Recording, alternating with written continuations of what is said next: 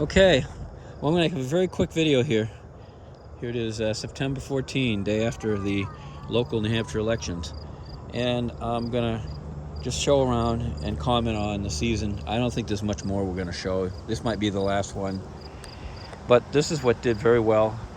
I got it rescreened around these so the woodchuck can't get on. I found out it was a woodchuck getting in, not a rabbit. So with these screens around it, these 3 buckets, I already picked it. There was a lot of Swiss chard, and there's still more growing. So this is definitely the top performer this year. And also bush beans. The second crop of bush beans has been just excellent. Here, things have pretty much gone by, plus the woodchuck has been nibbling on them. I got a lot of cucumbers. At one point I had more than those than I wanted. So I would say I got my fill of cucumbers, Swiss chard, and bush beans.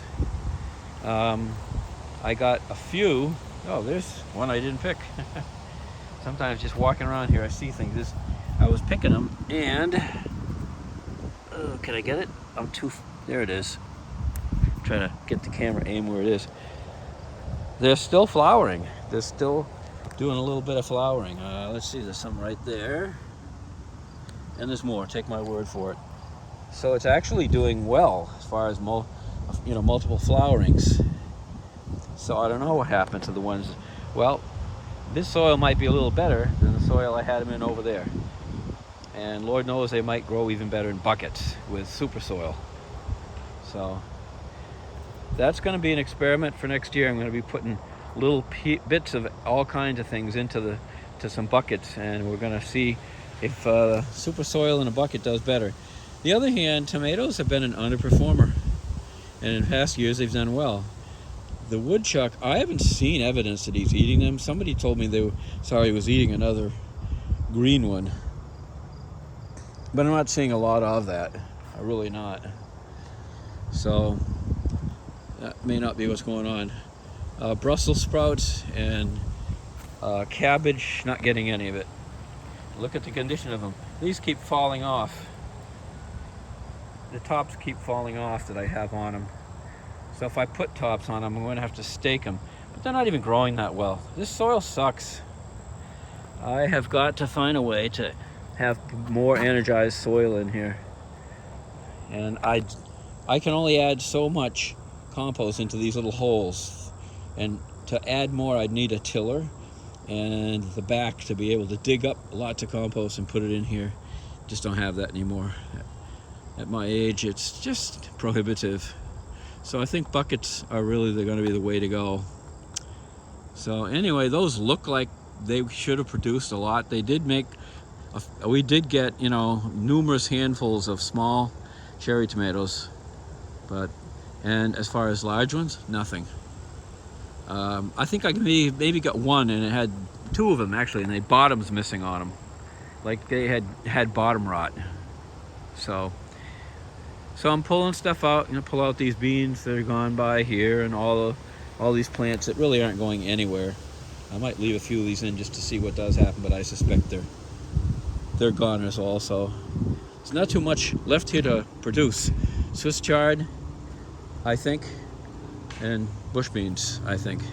And other than that, I don't see anything else much coming through for me. The purple beauty, I guess it was, that's one right there.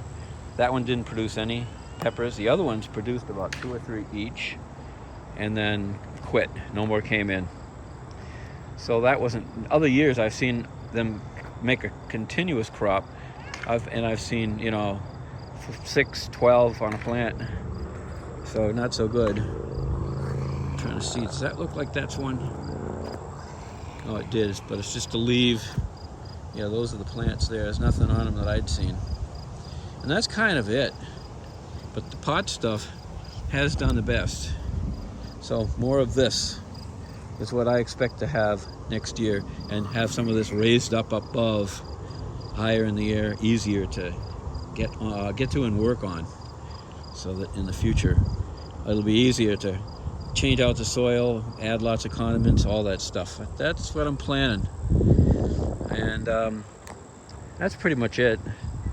I think this may well be the last video. Even the Wall of Glory, which wasn't so glorious this year as others, but it was there. It's dying back, you can see. It's going away, going away. I hope it dropped lots of seeds down here. But I'm thinking of buying some seeds and sprinkling them maybe early in the spring and seeing how many I can get to grow up that way.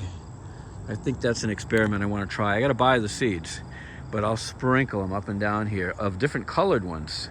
That would be cool.